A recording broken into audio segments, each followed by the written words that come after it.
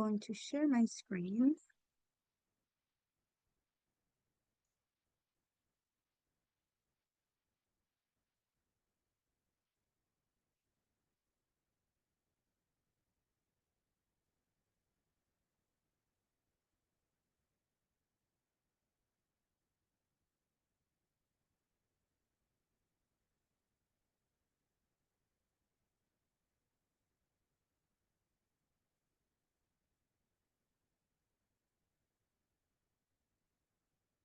Oop, didn't start from the beginning. There we go. All right. So tonight's presentation is Nurturing Confidence in Your Child with Hearing Loss. So introduction, I am with Illinois Hands and Voices, Guide by Your Side. I do have two children. I have a 12-year-old daughter who is typical hearing. And then I have a 9-year-old son who is bilaterally mild to profound hearing loss, and he wears cochlear implants. So basically, I just wanted to share, as parents of deaf and hard of hearing children, we play the most important role in shaping how our children see themselves, the world around them. So this session is about giving you simple tools and encouragement to help your child grow with confidence, embrace their identity, and feel proud of who they are. And we can explore together ways to build a sense of belonging, strengthening self-advocacy, creating a foundation so that our children can thrive both at home and in their environment. Why confidence and identity matters. It's important for our children to understand their hearing loss. So my son is a little older, but he is now aware that he is deaf, that mom and dad and sister are hearing.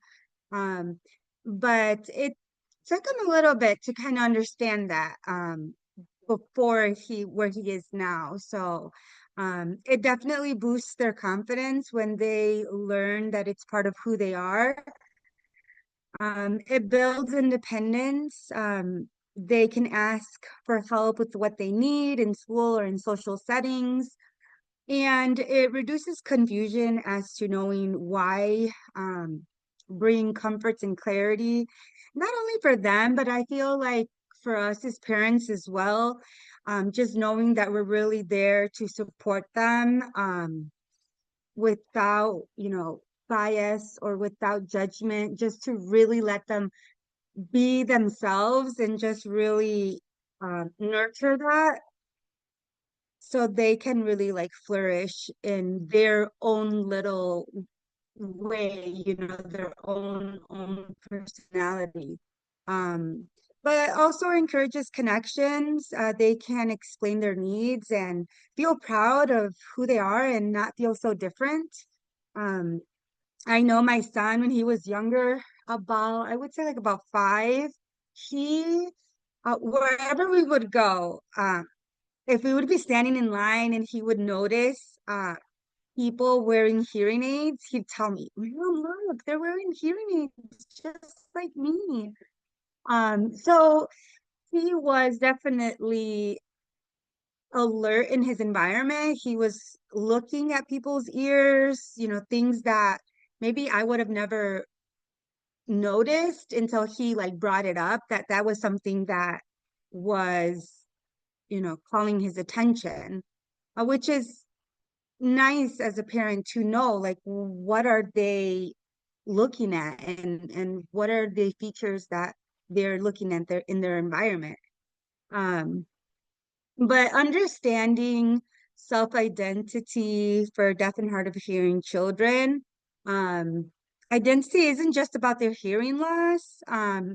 So we want to make sure we look at them as a whole, not only just focus on the hearing loss, but also including like our family cultures, our beliefs, our strengths, our values, our customs, within each family setting. So including that as a whole, but also bringing awareness to their hearing loss strengthens their belonging.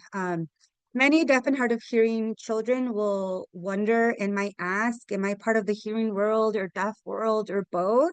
You know, depending where we're at in the journey, obviously, if they're still very little, baby, toddlers, those questions might not come up, but be aware that they might come up as, you know, they get older.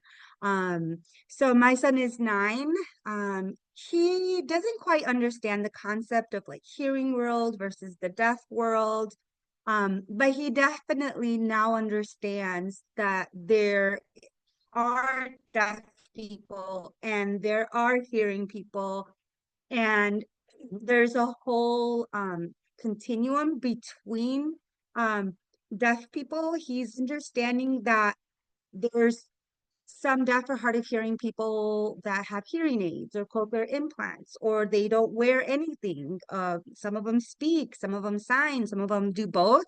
So he is aware of that, but I don't think he's quite there yet where it's, you know, am I part of this hearing world? Am I part of this deaf world? But it's something that I do keep in mind, that maybe one day he will ask. Um, and struggles with identity can impact self-esteem, especially in school or social settings. So that also depends. Our children might be exposed at different environments within the school system. They might be in a gen ed class where they have typical peers, um, where, you know, they might not see so many children with a hearing loss. Or it might be vice versa. They might be in a deaf school, or a deaf and hard of hearing program where they do see a lot of peers similar to that. So it's just nice to expose them to both environments. Parents can normalize differences and frame them positivity. So that is definitely unconsciously our children are observing us. And you know, the way we react to their hearing loss, their devices, they pick up on those cues. So even though it might be hard depending where we are at the in the journey, sometimes we're really early on in the journey and it's hard. You know, we grieve, we we have a lot of internal emotions that we're still coping with as parents, and that's okay. Um, but eventually, we want to make sure that, you know, regardless of their hearing loss, they're still our babies, they're still loved unconditionally, and that is not going to change. Um, our our way of loving them. So we do want to frame it in a positive way if we can. So some of the building blocks of confidence is 4 main ones. One is belonging, feeling accepted at home, school, and with peers. Basically, not treating them any different. Um, you know, not giving them special treatment just because they have a hearing loss. We don't want to, um, you know, we don't want to give them easy access just because they have a hearing loss. We want to make sure that they feel just as normal and typical as all their other siblings. So that's a great way of putting it. I have a daughter that has a genetic disorder, and she, um, you know, has some cognitive delays, speech delays. But, you know, I try to make sure I check myself to make sure that, you know, I'm treating her as typical as can be. I'm not giving her special treatments just because of her conditions. So she feels a strong sense of belonging. The other one is competence, seeing their strengths and celebrating small wins. This can be very challenging. Sometimes we're so busy on the go, navigating appointments and therapies, um, that we need to kind of step back and look at, what their strengths are and what celebrating their wins look like and bringing it up to their attention because they might not know. They might not know that all of a sudden they started saying a word that you haven't heard before. It just comes like naturally to them that they picked up on a new word and now they're saying it. So we want to make sure to recognize those wins for our children and even for us as well. Having good days, being able to give yourself grace is all part of the journey. The third is communication, having reliable ways to express themselves. um, you know, when they're younger, it's a lot of emotions. Sometimes language isn't so strong, but um, let them express themselves. Have grounding level conversations with them, and let them feel and experience, what they're feeling, just like we do. Just we're older, we can manage it better compared to them, but they just need reassurance from us that they can express themselves fully without limitations. And lastly, self-advocacy, being able to explain their needs and ask for support, depending where in the journey again, when they're babies, a lot of it is going to be advocacy, but from a parent's perspective, we're doing advocacy for them, either in the medical setting, maybe at a preschool setting. But as they get older, um, you know, giving them that reinforcement of they're able to advocate for themselves. And sometimes they just need examples um, on what that looks like and that it's okay to, stand up for yourself or ask what is needed. Um, so through self-advocacy, my son is a little older, um, but even when he was younger, I would notice that he'd say, "What you say? What did you say, Mom?" Or what did Emma say? So he was already starting to advocate for himself just simply by asking, "Wait, what did you say?" He's expressing, "I didn't catch that. Like, can you explain that to me?" He might have not the language or vocabulary to say, "Can you repeat that again?" But he is expressing a way of advocacy. Um, so just keep in mind that certain language, even if it's really basic at very young age, they could be signs or indicators that they're already starting to advocate for themselves. How can parents help? How can we help as a parent? Uh, Affirmation, celebrating your child's unique strengths and successes. It could be anything. It doesn't have to be hearing loss related.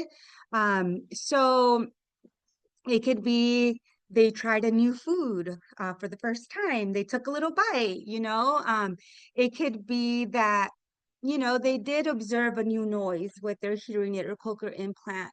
Um, and their strengths, if they're really good at playing outside, you notice that they're always grabbing soccer balls, and that's an interest that they're leaning towards. So definitely celebrating their unique strengths. We want to expose our children, help them with exposure, introducing them with other deaf and hard of hearing children, or role models as well. So that was something that I remember my son, when he was a little younger, when he, when we would be anywhere, right? Either at a Starbucks line, at a grocery store, at a restaurant, he'll notice another child with a hearing loss, using cochlear implants or hearing aids. He'd tell me, he would say, "Look, Mom, there's another kid." And I would always say, "Hey, do you want to go say hello?" And he would say, yes, but that he wanted me to go over with him. I was like, okay, I'll go with you. Um, and that's kind of how I helped him with that exposure. Um, Now, just recently over Labor Day weekend, we went to Missouri and did some sightseeing. And we came across a little young girl with a hearing loss. She had a cochlear implant, and my son noticed. And he told me, he's like, Mom, look, she has a cochlear implant just like me. I was like, oh, yeah. And I'm like, what do you want to do? And he's like, I think I'm gonna go say hi. I'm like, okay. So he walks over, he taps her on the shoulder, and he goes, look, I wear a cochlear implant too. And then the girl's like, oh yeah. And they just said hello and then they went their separate ways. Um, but that's kind of my experience with my son on, just those very brief exposures. But he also has opportunities at school. And we also try to go to community events for deaf and hard of hearing children as well.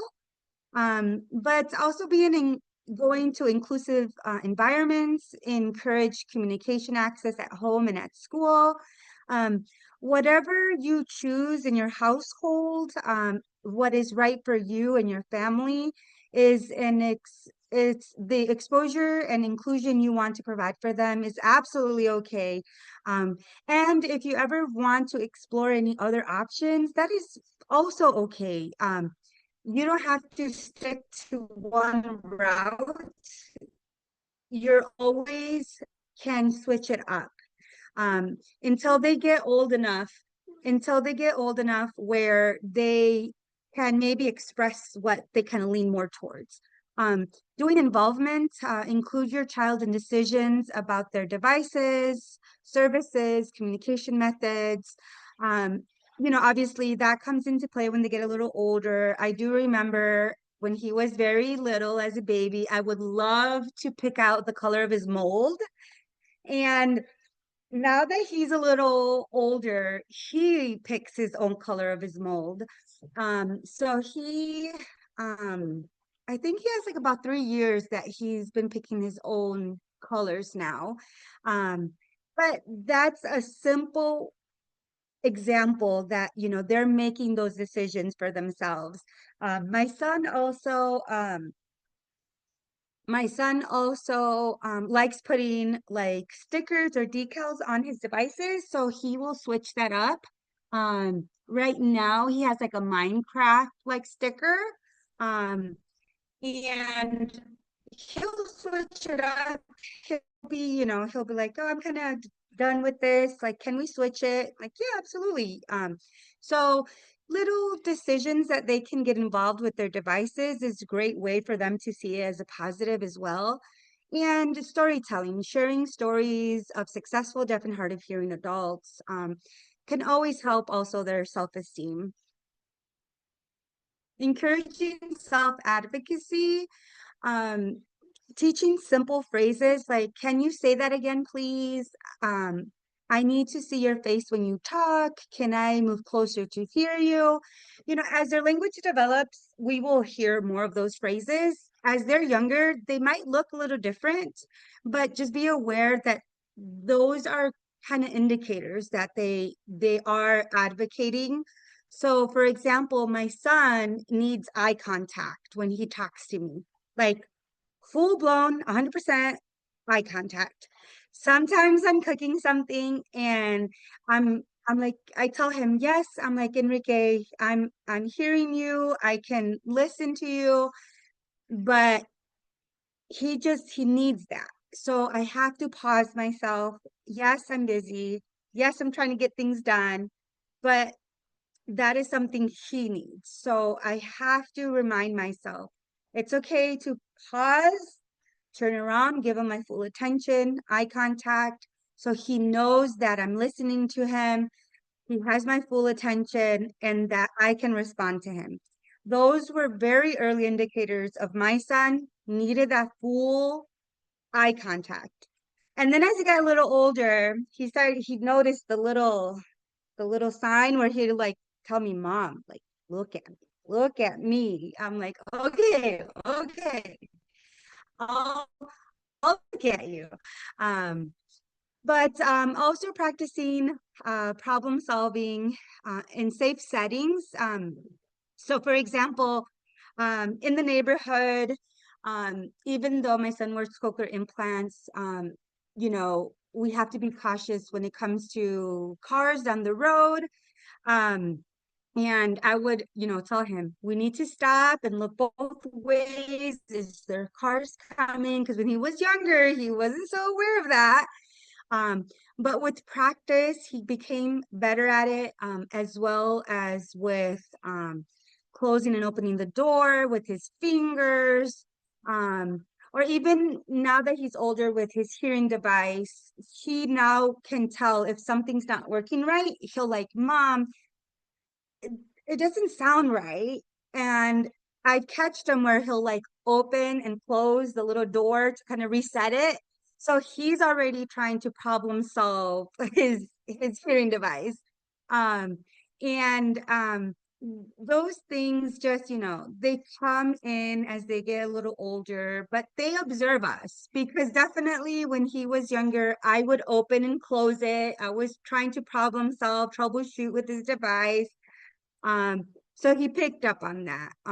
Role playing scenarios at home, absolutely.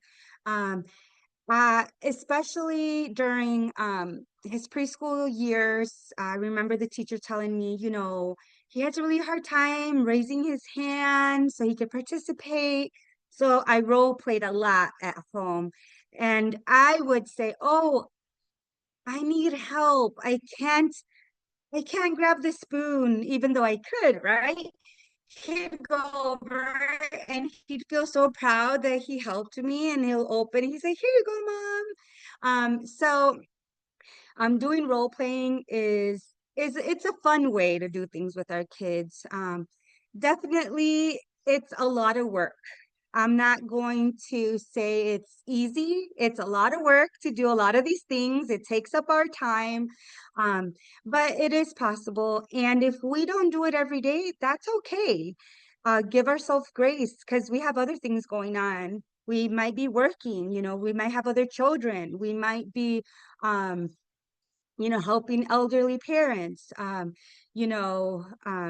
medical things. So just know that, you try your best. If we do it some days and some other days we don't, that's okay too. Um, Definitely praise them when they speak up for themselves. Huge. I always tell my son, like, especially after we would be role playing and like he started getting or catching on to things, I'm like, wow, you asked for help or things like that. So always praising them definitely boosts their confidence.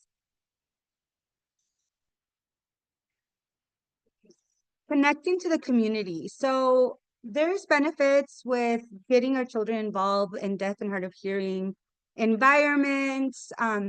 It could be deaf and hard of hearing environments. It can be listening and spoken language environments with deaf children.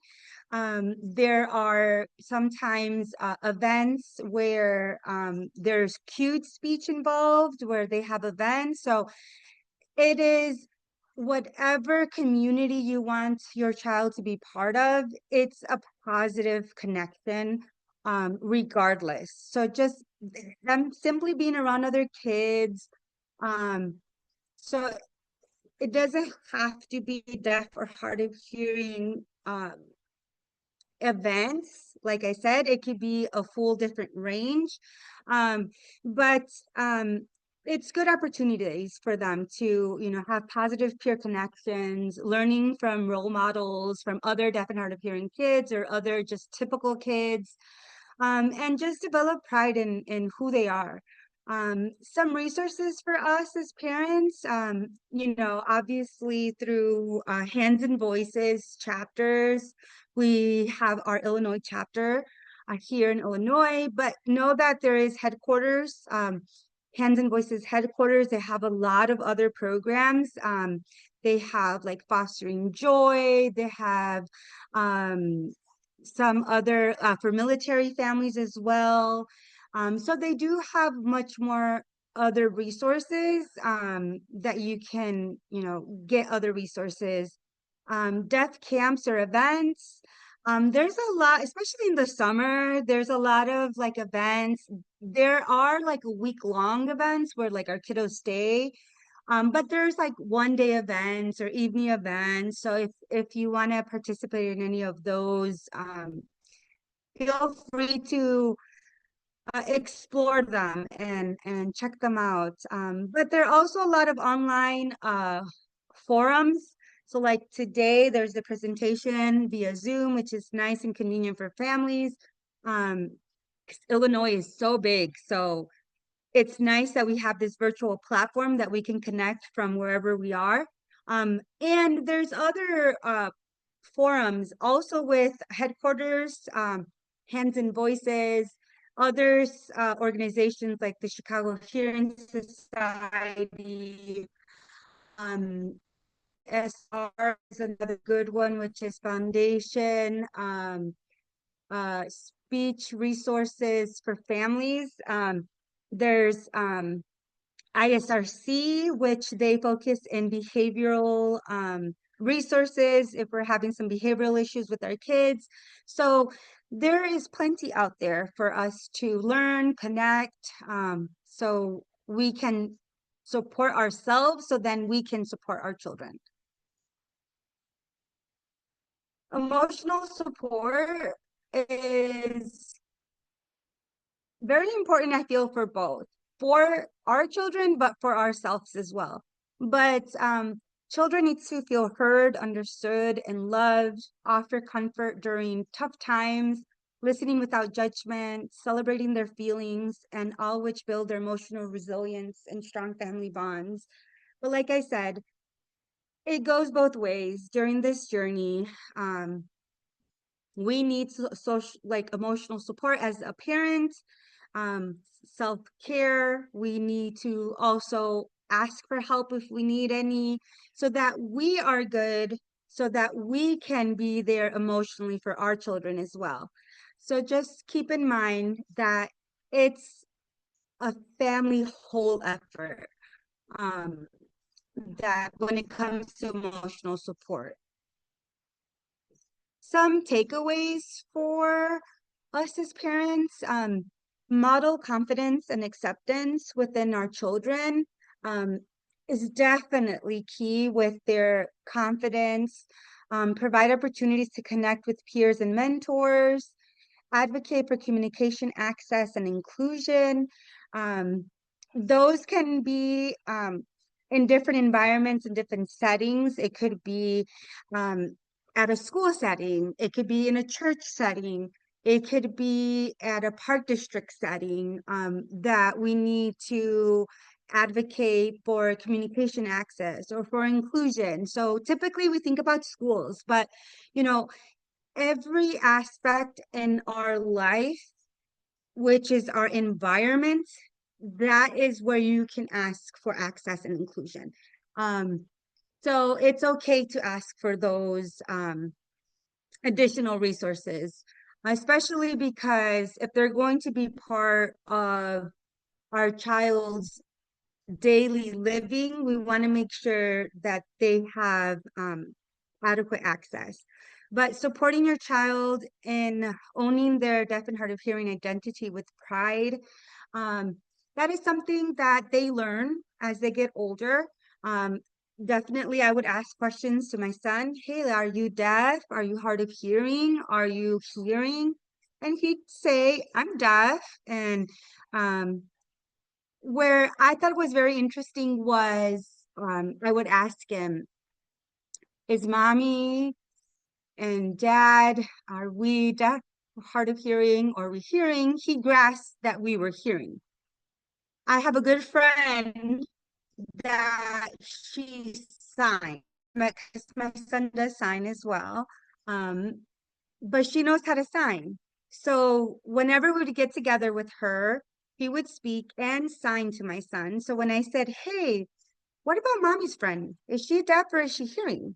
And he said, oh, she is deaf because she signs to me. And I said, well, actually, she's hearing. but she knows how to sign. And he was like, really? It was like kind of like mind blowing for him. But just, exposing them and letting them know, like, yes, there's people that sign, there's people that don't sign. People sign and they're not deaf. So it's really good. So they can have a really proud, a strong identity of who they are. And that identity is not only their deaf or hard of hearing.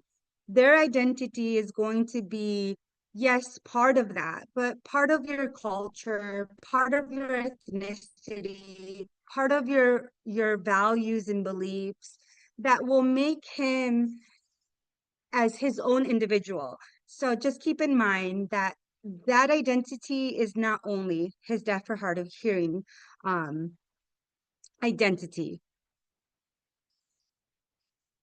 Some parenting myths and facts. So a myth that I hear a lot is if my child uses hearing aids or cochlear implants, they won't need other supports. Fact, devices help, but they don't fix their hearing. But children still benefit from accommodation, language access, and self-advocacy skills. Another myth that I hear a lot as well is talking about hearing loss will make my child feel different. Sometimes we've heard those myths or perspectives, or even um, our child might be our first child with a hearing loss and might be the first child within our immediate family or even our extended family that we don't know, right?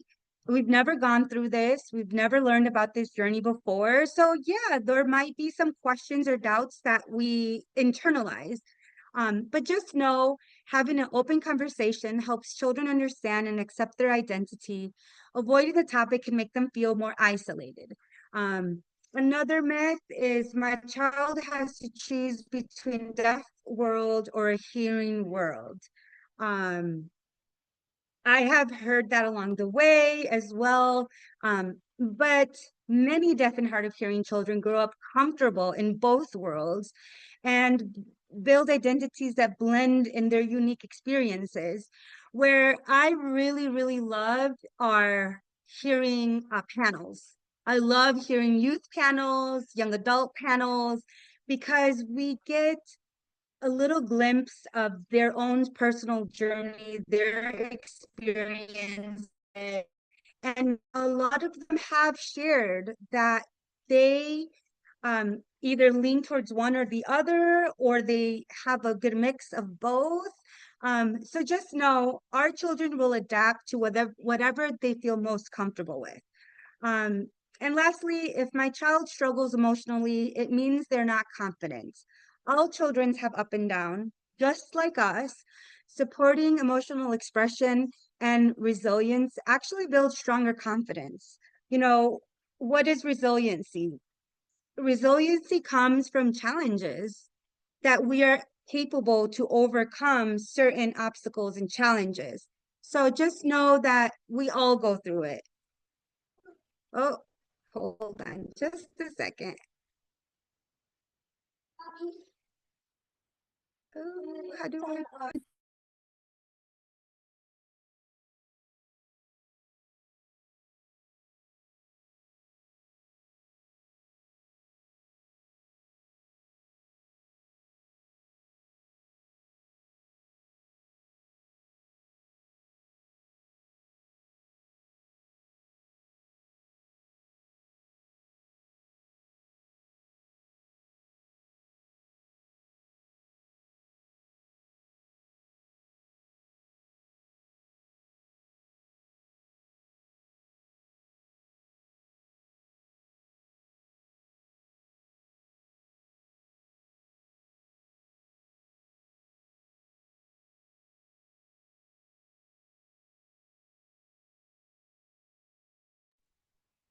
All right, sorry about that.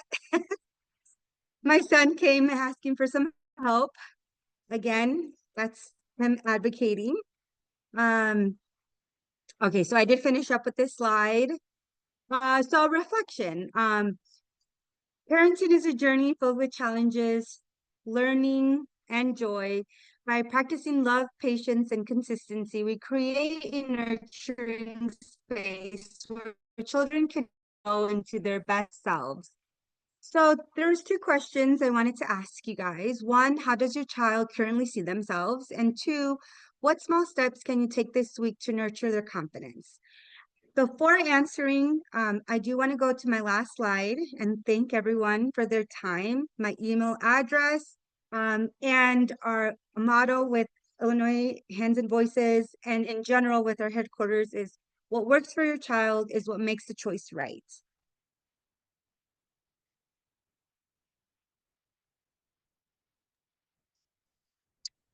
So I can go first. My son is 4. He will